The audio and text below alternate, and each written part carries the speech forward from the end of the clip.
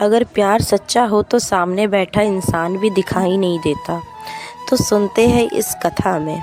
एक बार एक आदमी अपने धर्म के अनुसार आराधना में लीन बैठा था। उसी समय एक स्त्री उस आदमी को लांग कर चली गई अपने प्रीतम से मिलने। उस आदमी ने पीछे से उस औरत को बहुत आवाज लगाई, लेकिन वो औरत जल्दी में चली गई। कुछ समय बाद जब उसकी आराधना पूरी हुई और वो सामने देखा तो वो औरत दोबारा वापस आ रही। तो आदमी लड़ने के लिए तैयार हो गया उस स्त्री से। उसने कहा उस स्त्री को, तुम मुझे लांग कर चली गई, तुम्हें दिखाई नहीं देता? यहाँ मैं बैठा हुआ था।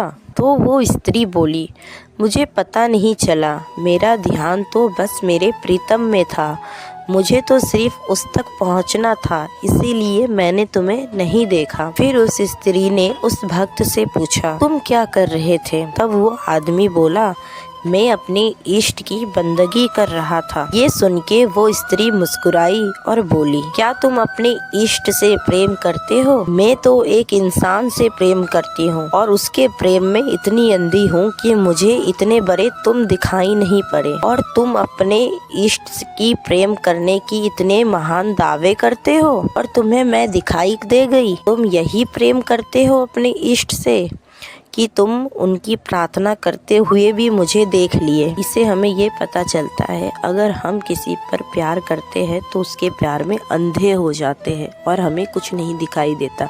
इसी तरह अगर हम भगवान से प्रेम करते हैं तो उनकी प्रार्थना के टाइम पे हमें कुछ और सूझता ही नहीं है, और अगर उनके प्रार्थना के समय अगर हमें और कुछ भी दिखाई दे रहा है तो उनके प्रति हमारा प्रेम बेकार है। अगर सच्चा प्रेम होता है तो कोई बाधा या कोई क्रोध नहीं उठता।